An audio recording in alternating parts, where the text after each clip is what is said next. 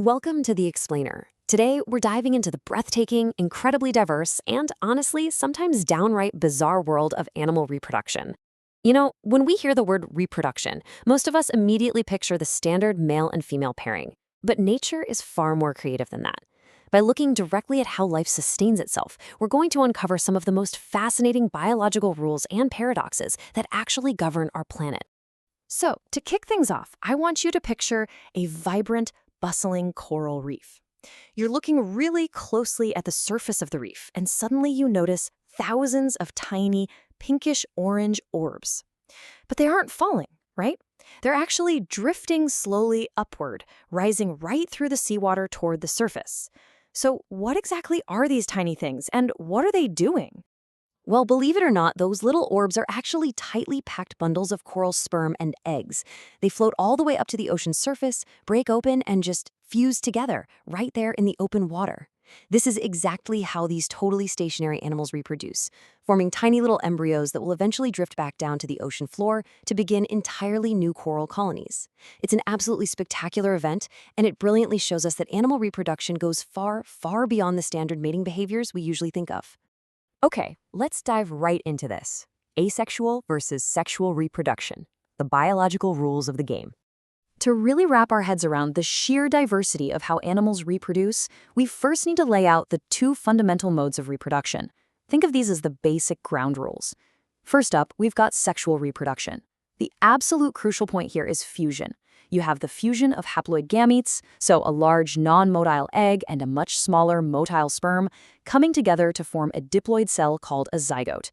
That's the process we're all pretty familiar with. But then, on the flip side, we have asexual reproduction. And here, there is absolutely zero fusion of egg and sperm. Instead, for most of these animals, reproduction relies entirely on mitotic cell division. We're talking about wild processes like budding, where a literal new individual just grows right out of the parent, or fission, where a parent simply splits into two. Essentially, asexual reproduction is just a highly efficient, self-contained cloning process. Which brings us to a massive evolutionary paradox, the reproductive handicap. Now that we've got the basic mechanics down, things are about to get really mysterious. We're looking at a baffling mathematical problem sitting right at the core of evolutionary biology. 2. That single number represents what biologists call the twofold cost of sexual reproduction. Let me explain why this is actually a massive evolutionary handicap. You see, in a sexually reproducing population, it takes two individuals, a male and a female, to produce offspring. But here's the catch. Males cannot directly produce offspring themselves. So from a strictly mathematical population growth standpoint, males are a biological cost. Let's put this into perspective. Imagine two separate populations, both starting with just one female in generation 1. Let's assume every female has 2 surviving offspring. Look at the asexual female's lineage. She has 2 daughters, who then have 4 daughters, who then have 8. Her lineage is literally exploding exponentially because every single offspring can give birth. But what about the sexually reproducive female? She also has 2 offspring, but statistically, one's a male and one's a female. So in generation 2, there's still only one female capable of giving birth. Generation 3, yep, still just one female. The sexual population completely stagnates while the asexual population goes into hyperdrive. So this naturally brings us to the ultimate question. If asexual reproduction produces twice as many daughters and lets a population grow exponentially faster, why aren't we all just cloning ourselves? Seriously, why does sexual reproduction even exist, let alone totally dominate the animal kingdom, if it's so incredibly mathematically inefficient? Hold on to that thought, because we're going to solve this paradox before we wrap up today. But first, surviving. Internal versus external strategies for fertilization. Before we unravel the big mystery, we have to look at how animals actually make sure their offspring survive. Because sexual or asexual, the endgame is survival, right? Let's look at external fertilization first.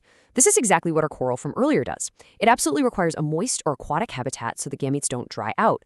The animals mass release huge numbers of eggs and sperm into the water, often timing the whole thing perfectly, using environmental cues like a specific moon phase or temperature change. They're making millions of potential offspring, but the big trade-off is a much lower survival rate for those zygotes. Now, compare that to internal fertilization. fertilization. This is a crucial adaptation for life on dry land. It needs complex, compatible reproductive systems and, actual cooperative behavior between mates. Animals using this strategy produce way fewer gametes, but those embryos are highly sheltered inside the body, usually paired with a lot of parental care. So it's very much a calculated quality over quantity approach. Now, nature absolutely loves an exception to the rule. Just when we think we've got reproduction neatly sorted into little boxes, we run into biological anomalies like parthenogenesis.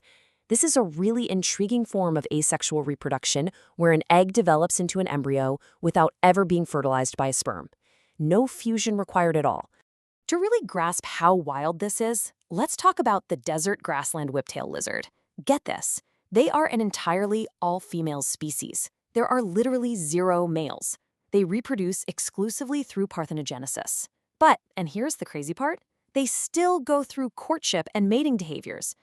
During breeding season, one female will actually mimic a male. They alternate these roles based on their hormones. High estradiol triggers female behavior, and high progesterone triggers the male-like behavior. But why would they even bother? Well, it turns out, going through the physical motions of mating is actually required to stimulate their ovaries to release eggs.